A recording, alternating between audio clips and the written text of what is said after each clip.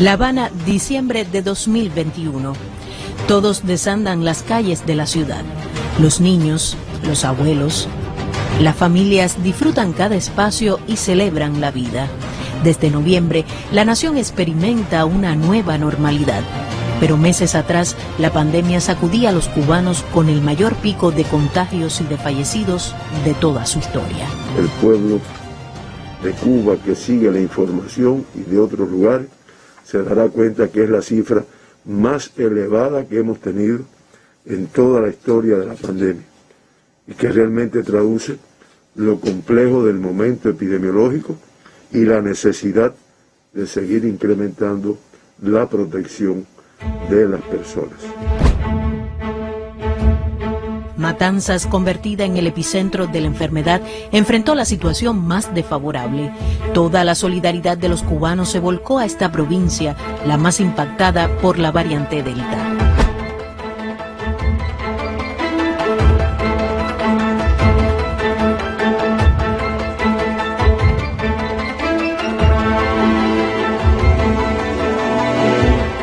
Fíjense que ustedes hoy tienen una tasa de letalidad por encima de la del mundo y por encima de la de las Américas. Aquí nos tenemos que proteger todos. Aquí todos estamos luchando por la vida de todos. Porque la vida de todos es importante para el país. La alta contagiosidad de esta variante hizo que se destaparan los números de casos y el número de casos que diariamente se reportaba. Esto fue un reto no solo para el sistema de salud, para el país, para el Estado, para el gobierno, para todos los organismos. No cabe duda que Matanza fue una ardua tarea. También fuimos apoyados por un grupo de colaboradores de la Henry Reed, que por decisión de nuestro ministro se incorporaron. Tengo que hacer alusión al papel de la Brigada Azerbaiyán, que regresó de Azerbaiyán y sin ir a su casa se nos incorporó. Hicimos 2 hospitales de campaña, adaptamos 2 hoteles a hospitales. Ahí también hubo un trabajo intersectorial muy fuerte, con la conducción del partido y del gobierno en la provincia. El 8 de julio se reportaron 3.559 casos en las Atenas de Cuba, la mayor cifra de confirmados en un día para una provincia. Esa fue la que más primero recordamos con esta connotación, pero hubo también elevadas cifras en Ciego de Ávila, en Guantánamo, en Santiago, en La Habana misma en un momento determinado, Pinar del Río, Cienfuegos en un momento determinado, una provincia que se había mantenido que era lo que llamaba la atención, ¿no? Provincias que en un momento determinado se habían mantenido con un control de la pandemia, Cienfuegos, Villa Clara, y que en un momento determinado con la nueva variante, pues se producía un explote con un número de casos muy elevado y consecuentemente un número elevado de fallecidos. Pero no sería julio el mes más complejo para el Sistema Nacional de Salud. Agosto dispararía las estadísticas. El 3 de agosto se registró la cifra más elevada de fallecidos en una jornada, 98 decesos. 11 días después, igual cifra. Cuba reportó en este mes 9.907 pacientes diagnosticados con el virus, más de 50.000 activos en instituciones de salud, un colapso de la actividad asistencial en varias provincias a la vez.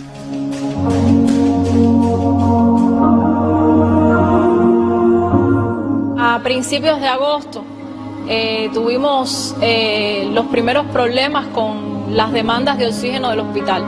Yo recuerdo que ese día me fui bastante tarde del hospital, o sea, tuve muchas cosas que hacer, tuve reunión en la provincia para hablar temas de aseguramiento, de recursos, de cómo enfrentar estos meses difíciles que íbamos a vivir por el pico pandémico, y llegué a mi casa bien tarde en la noche y como una hora después recibo la llamada de que la bala de oxígeno había estrepitosamente caído. Tuve que regresar, llegué aquí casi a las 11 de la noche.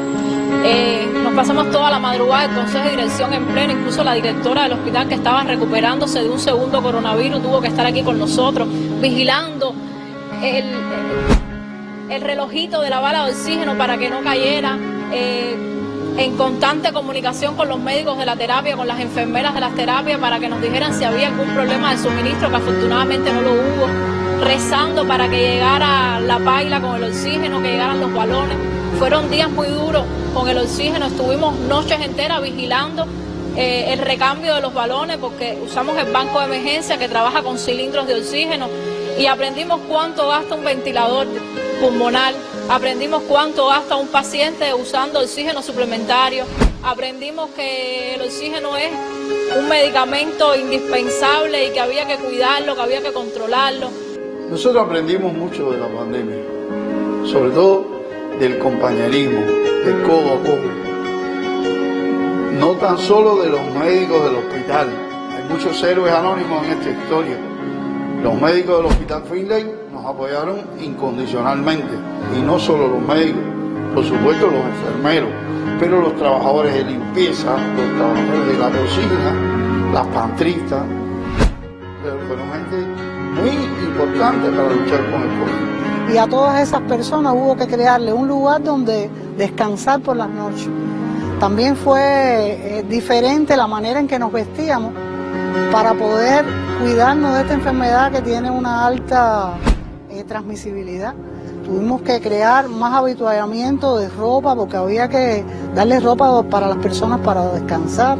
A los pacientes había que cambiarle el nasobuco varias veces al día. La ropa con la que nos vestíamos no era la bata sanitaria normal, sino que había que poner pijama, había que poner sobrebata. Fue totalmente diferente el hospital de COVID que un hospital normal. Hubo días que fueron muy tristes. Hubo días que creíamos que no lo íbamos a lograr. Es muy doloroso ver un paciente que llegó bien y que 2 días después ya no está bien, y que 2 días después está intubado, y que 2 días después fallece. Y cuando tú hablas con esa familia o buscas en los datos de la historia de esa enfermedad, te das cuenta que fueron pacientes que acudieron tardíamente a los servicios de salud, que pensaron que no era COVID, que era otra cosa. Y a veces cuando llegan al hospital ya es tarde ya para que nosotros podamos trabajar. Esto es una enfermedad muy traicionera. Hay personas que se enferman hoy y ya al otro día están extremadamente graves. Hay algunos que se enferman y simplemente no tienen ningún síntoma hasta que de repente aparecen las complicaciones. Vivimos momentos de tener pacientes jóvenes que se pasaron la noche entera conversando con sus familiares por las redes sociales, y que en el horario de la mañana hicieron eventos agudos y fallecieron. Y no hay forma de enfrentarse a eso. El médico siente mucha impotencia cuando no hay algo que uno haya podido hacer. A veces cuando uno le dice a los familiares, hicimos todo lo posible, es que realmente lo hicimos. Y a veces hasta lo imposible. A veces nos volvemos confiados y queremos ganar y ganar y ganar, y por ese mismo empeño de querer ganar, ganamos. Los profesionales de la salud de los hospitales pediátricos también se crecieron ante el dolor de madres y padres. Todas las salas las tuvimos que abrir, todas las salas las teníamos llenas, colapsadas las salas, y teníamos que dar altas rápido. En la noche se daban altas de madrugada, casi todos recibíamos la carga mayor de pacientes, la recibíamos en horario de madrugada. Y fue muy difícil porque prácticamente nos pasábamos todo el día despiertos, esperando que los pacientes llegaran y en vigilia. Para la pediatría fue difícil.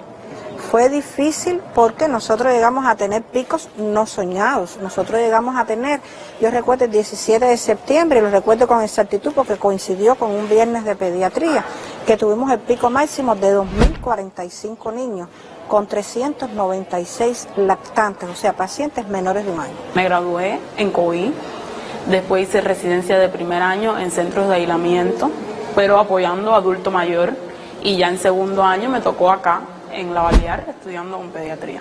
El momento más difícil fue cuando comenzamos a tener miles de pacientes diarios, cuando comenzamos a tener promedios de más de 1.500 niños por día, cuando las terapias intensivas sobrepasaban los límites habituales de su asistencia sanitaria, cuando comenzamos a pasar de la decena de niños críticos y graves por día, cuando tuvimos el primer fallecido. Los momentos difíciles fueron los 19 niños que no logramos que egresaran satisfactoriamente. Las cosas más difíciles es tener que informar niños fallecidos, embarazadas fallecidas,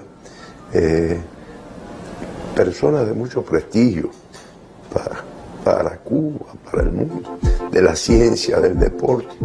Nuevos protocolos, nuevas misiones y nuevos retos enfrentaron los profesionales de la salud.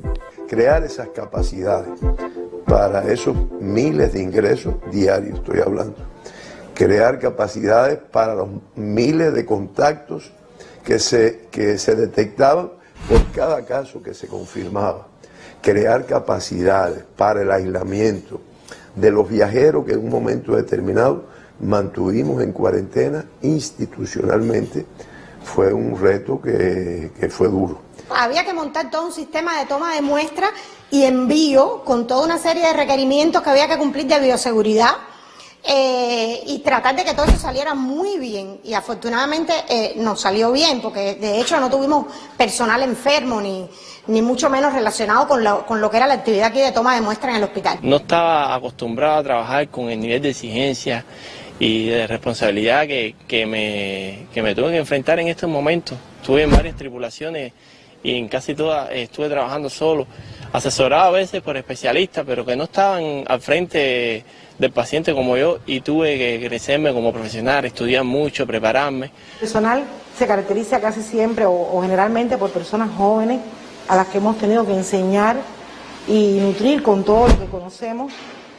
Para ellos ha sido también muy impactante, pero hemos salido adelante. Ahora mismo estamos muy satisfechos con la labor realizada. Todo el personal de enfermería muy contento, de la mano siempre de nuestros profesores médicos, de la mano de nuestros profesores enfermeros. Y en nuestro hospital, por ejemplo, podemos decir con mucho orgullo que nuestros especialistas jóvenes quirúrgicos son clínicos y los podemos comparar con cualquier clínico que pueda haber en este país, porque han aprendido, porque se han tenido que hacer fuertes, porque se han tenido que enfrentar a una tarea a la cual no estábamos acostumbrados y nunca pensamos, por supuesto, que nos íbamos a acostumbrar. Y pienso que a pesar de todas estas vivencias, nos ha servido mucho para aprender.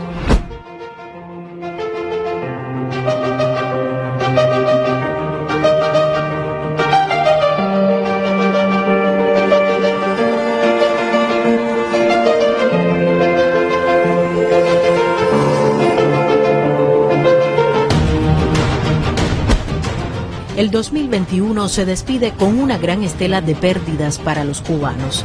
En medio de la angustia, las vacunas de nuestros científicos pondrían freno a la transmisión del virus con una demostrada eficacia en fase 3 de ensayos clínicos. Este es un gran resultado científico, con lo que ustedes han demostrado la grandeza de este centro y la fidelidad a ese pensamiento. Por lo tanto, en nombre de Cuba, felicitaciones.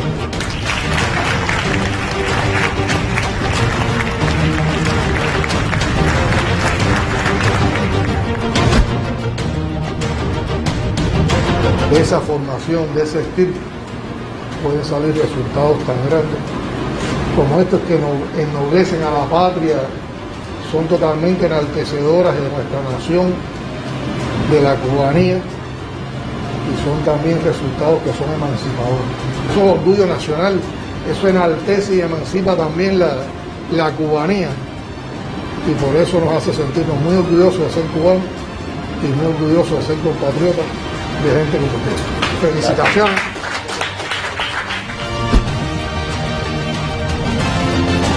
La estrategia de vacunación, que incluye el desarrollo y producción de las vacunas cubanas y los candidatos, 3 vacunas, 2 candidatos que tenemos hoy, con una soberanía total, y la estrategia organizativa y de implementación de la vacunación, sin duda es la principal obra de la ciencia en el año 21. Ahora bien, esa estrategia de vacunación y ese desarrollo de candidatos y luego vacunas forma parte de esa carpeta grande de investigaciones que ha hecho el grupo de ciencia, que viene desde el año 20 desarrollando otros proyectos que permitieron control clínico, control epidemiológico, desarrollo de productos innovadores, desarrollo de nuevos medicamentos, desarrollo de nueva tecnología, desarrollo de nuevos equipos, ventiladores, desarrollo de medios diagnósticos. Todo eso nos dio una soberanía en el manejo de la COVID en Cuba, que fue coronada con uno de los grandes proyectos dentro de ese grupo de ciencia, que es las vacunas. Dentro de la estrategia nosotros habíamos concebido más de una vacuna y siempre explicamos que bueno, el objetivo era, si una no funcionaba, tener otra variante para ir al seguro y bueno, tuvimos la suerte que más de una funcionó. También, como se explicó en su momento, tuvimos dificultades productivas en una de estas vacunas, pero bueno, al tener más variantes pudimos avanzar rápidamente en la producción y en iniciar una vacunación masiva en nuestro país. Funcionó la estrategia de diseñar 3 dosis como esquema de vacunación. Nos ha demostrado lo que ha estado ocurriendo, bueno, que era importante también contar con un esquema de esta naturaleza. Lo que hemos visto, o sea, ya después en la práctica, en la aplicación masiva, como nosotros le decimos, en el mundo real ya, es que realmente las vacunas han sido muy efectivas. Primero, ensayos clínicos, luego intervenciones sanitarias en poblaciones y grupos de riesgo, hasta lograr la cobertura nacional de vacunación anti-COVID-19. Abdala, que había estado allí desarrollándose clínicamente en el oriente del país, tenía mucha intensidad de trabajo aquí en La Habana, porque digamos que el juego se decidía en La Habana, en las instalaciones productivas del 6GB, y ahí reconocer el equipo del sistema productivo del 6GB que puso todo su empeño en que este fuera un proceso que no se fallara prácticamente en ninguna de las etapas de fabricación. Y te puedo decir al día de hoy que hemos llegado a acumular en dosis equivalentes a ingredientes farmacéuticos activos, ayer lo compartíamos, 50 millones de dosis, y hemos fabricado ya el sistema 6GB AICA 40 millones de dosis. En el Sistema Nacional de Salud hemos puesto alrededor de 24 millones de dosis y hemos exportado alrededor de 16 millones de dosis. Por eso, con esos 24 millones de dosis, podemos decir que aproximadamente hemos vacunado con sus 3 dosis alrededor de 8 millones de cubanos mayores de 18 años. O sea, prácticamente toda la población adulta. Quizás, si me preguntas, el hito más importante de todo lo que logramos en el año fue llegar al niño, tener la posibilidad de poder empezar a vacunar al niño y tener las dosis de vacuna para vacunar al niño. Porque bueno, en menos de un mes se le puso la primera dosis a casi 1,6 millones de niños. Estamos hablando del primer país en el mundo que logró vacunar a su población infantil, que corta la cadena de transmisión, porque el niño es un elemento importante en la cadena de transmisión, es casi 15%, o sea, ese segmento de 2 a 18 es casi 15% de la población que si no está vacunado se infecta y transmite. Y por lo tanto logramos tener vacunados a todos esos niños y tener realmente y lograr evitar que esos niños transmitan, y yo pienso que eso tiene que ver mucho también con los resultados que hemos tenido como país ahora. Con la mira puesta en el enfrentamiento a nuevas variantes del virus, la comunidad científica de Cuba no descansa. Una representación de las 32 empresas de Biocuba Pharma visitó lo que ha sido considerado como un enclave estratégico para el desarrollo de nuevos productos de la biotecnología en el 2022, incluyendo vacunas. Estamos en el Centro 6GB Mariel, un centro con una visión de futuro para el desarrollo de la biotecnología en Cuba.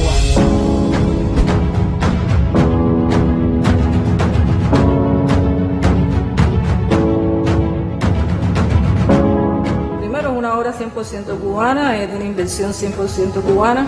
Se construyó en una zona que tiene una atención especial por el gobierno cubano, y todos los apoyos que se han recibido y la prioridad que se le dio es un reflejo del tiempo en que se construyó y con la calidad que se construyó. Nosotros tenemos el deber de utilizarla bien y que rinda sus frutos. Se está trabajando el proceso de transferencia de Abdala al 6GB Mariel, pero el 6GB Mariel tiene también el compromiso de otros proyectos innovadores que forman parte incluso de su estudio de factibilidad, que se siguieron desarrollando en el 6GB aún con la pandemia. Pensamos nosotros que para el 2022 debemos darle un mayor impulso. Y nosotros estamos trabajando, o sea, lo concebimos desde un inicio y seguimos trabajando, y viene siendo un reto ya para el 2022 lograr que nuestra variante de vacuna nasal, que es una vacuna que pudiera lograr lo que se necesita finalmente para evitar la transmisión del virus, que le llaman la inmunidad esterilizante, o sea, que consiste precisamente en que se logre un nivel de inmunidad que permita cortar la transmisión del virus. Como la vía de entrada de este virus es por la vía mucosal, o sea, lograr una alta respuesta mucosal que incluye la inducción de otros tipos de anticuerpos IgA, eso nos pudiera permitir realmente lograr un tipo de vacuna que se le llama vacuna esterilizante. Ese viene siendo uno de los retos que tenemos en esta próxima etapa, y otras variantes también de otras generaciones de vacunas también a las cuales estamos incursionando relacionados con los coronavirus. Realmente sí se sabe hoy de que hay que tener la inmunidad más alta posible, por lo tanto reforzar, adelantar el refuerzo, ver cuál refuerzo es mejor, qué combinación de vacunación primaria y refuerzo es la mejor. No podemos casarnos con una sola combinación, tenemos que tratar de tener diversidad para poder evaluar ante una situación de una onda de Omicron, cómo realmente nos protegemos mejor de esa onda de Omicron. Y por lo tanto, bueno, nosotros estamos evaluando también todas las opciones, estamos evaluando la utilización de Soberana 2 como una dosis también, como dosis de refuerzo, porque yo sí pienso que nosotros tenemos que estar preparados en esa dirección. Todo lo alcanzado en la vacunación y en la asistencia contó con la energía y el amor de los más jóvenes. Estábamos incorporados a la pesquisa activa, no habíamos tratado con casos, cuando ya te dicen vas a ver casos confirmados de COVID, nos dieron una preparación, una preparación previa, siempre con los medios de protección. Todos tuvimos nuestros frentes y sobre todo los tecnólogos de la salud, por ejemplo los de bioanálisis clínico, haciendo el muestreo en el IPK, los compañeros del sistema de información de salud, elaborando las bases de datos en los aeropuertos, al igual que los de higiene. El periodo de julio fue toda la vacunación de toda la población de un consultorio que se me asignó. En ese tiempo estuve aproximadamente dos o tres ocasiones estuve aislado en mi casa por posible contacto de una persona positiva por COVID, pero bueno, por suerte ninguno de los que estábamos en ese momento trabajando llegamos a ser positivos. Vernos a la puerta de un hogar, ver la cara de los pacientes como uno se preocupa por ellos, sin a cambio de nada, llegando a nuestras vidas, nuestras familias, nuestro todo. Es muy gratificante. La salud y la ciencia, la bondad y el talento, la humanidad y el sacrificio. Una nación que con muchísimas carencias recibe un nuevo año sin dejar de soñar. Le deseo a todos los cubanos mucha salud porque sin salud no hay nada. Sin salud no disfrutamos de nada. Y les deseo prosperidad en este nuevo año, que el 2022 traiga alegrías que quizás nos faltaron en el 2021. Un fin de año feliz, lleno de alegría, que indiscutiblemente la memoria de lo que pasó pues pesa. Pero ¿cuál es quizás la satisfacción en este fin de año que le podemos transmitir a nuestro pueblo?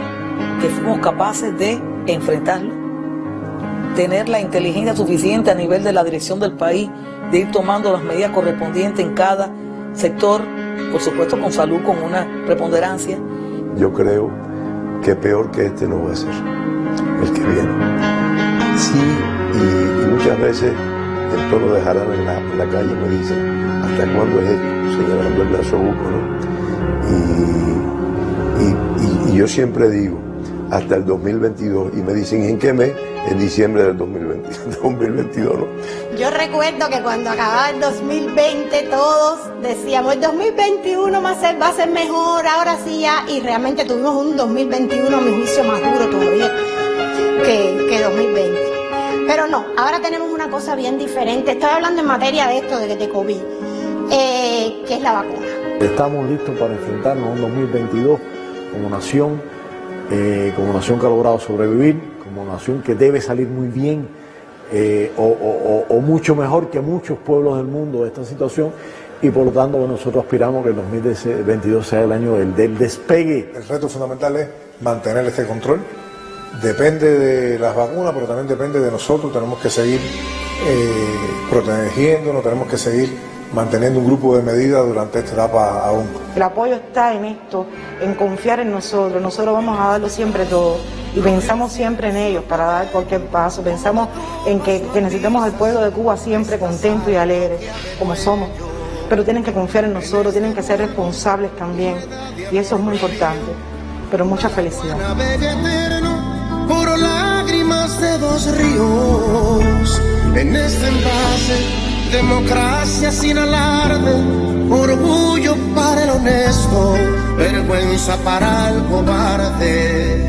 En esta dosis, la Virgencita de la Caridad bendice al bravo David que enfrenta al rudo Goliat. Bendice al bravo David.